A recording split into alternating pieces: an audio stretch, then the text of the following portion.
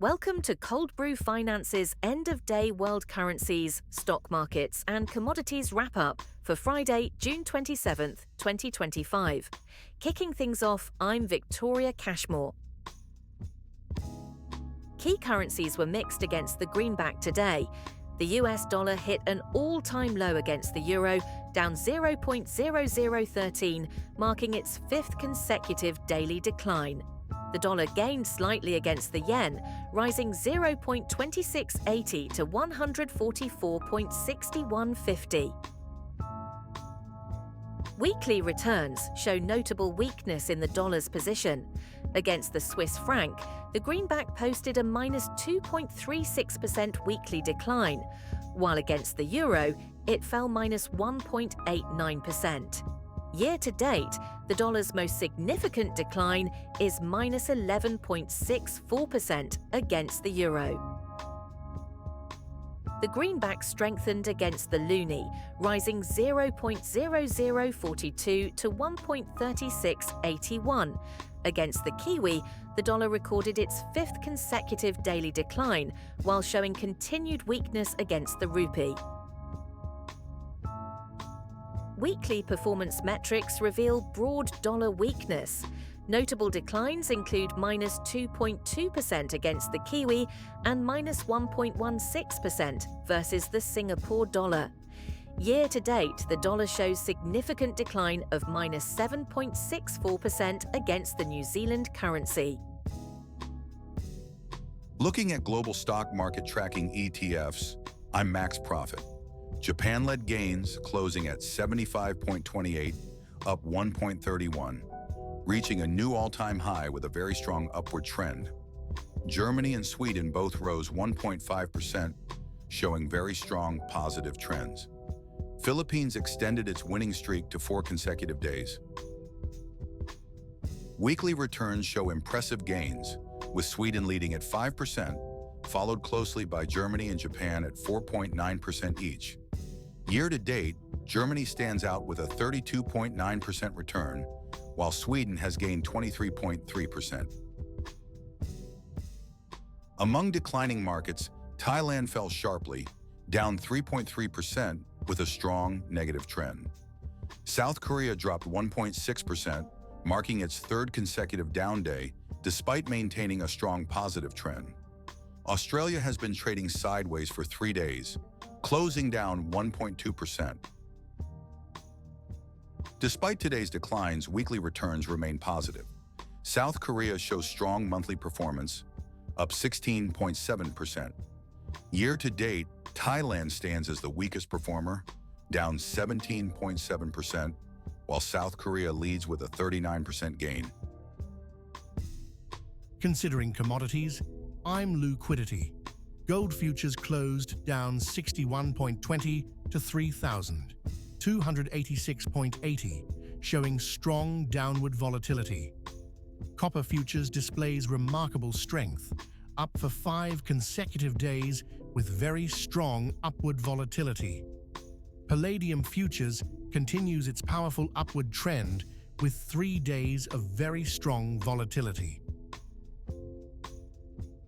In the returns analysis, copper futures leads with a 6.2% weekly gain.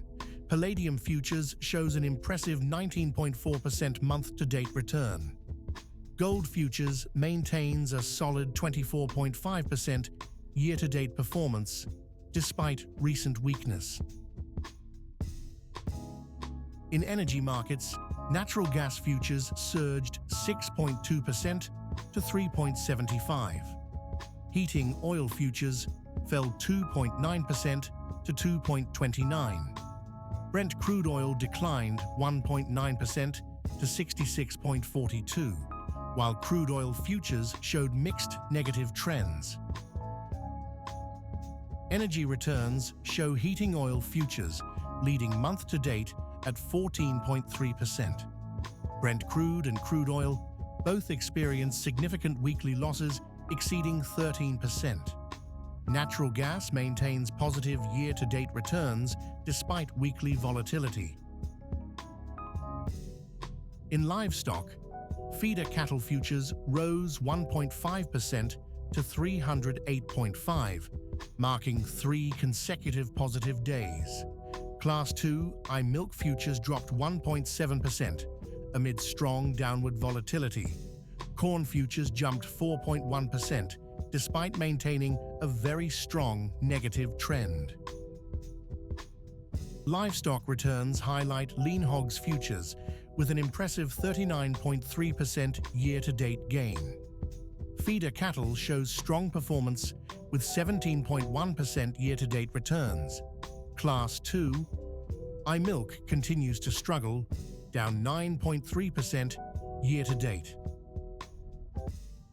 In grains, oat futures rose 3.6% to 359.50. Rough rice futures shows mixed trends with strong downward volatility. Wheat futures remained unchanged at 533.75, maintaining a very strong negative trend. Grain returns show oat futures leading with an 8.8% year-to-date gain. Wheat and rough rice both show year-to-date losses exceeding 4%. Soybean futures maintains modest positive returns despite recent volatility. Soft commodities showed mixed performance today. Sugar led gains, surging 6.6% to 16.69. Cotton futures maintained its upward momentum for a 6th consecutive day. Orange juice broke downward after 3 days of consolidation, falling 3.5%. Coffee futures exhibited downward volatility. Looking at weekly returns, cocoa posted the strongest performance, up 9.5%. Year-to-date, orange juice has seen the steepest decline at minus 53.9%. Cotton shows consistent positive returns across all time frames, while other commodities display mixed performance patterns. And with that, we conclude another end-of-day world currency, markets and commodities wrap-up. I'm Victoria Cashmore, along with my AI co-hosts Max Profit and Liquidity. Thanks for watching. Look for daily wrap-ups every day just after 5 p.m. New York time. Please like, subscribe, comment, share. Cold Brew Finance is an experimental project with market reports written, narrated and delivered totally by AI, with market data kindly provided by financialmodelingprep.com. Always seek professional financial advice before making any investment decisions. Check into the channel daily for coverage of stocks, crypto, currency and commodities. Thanks for watching.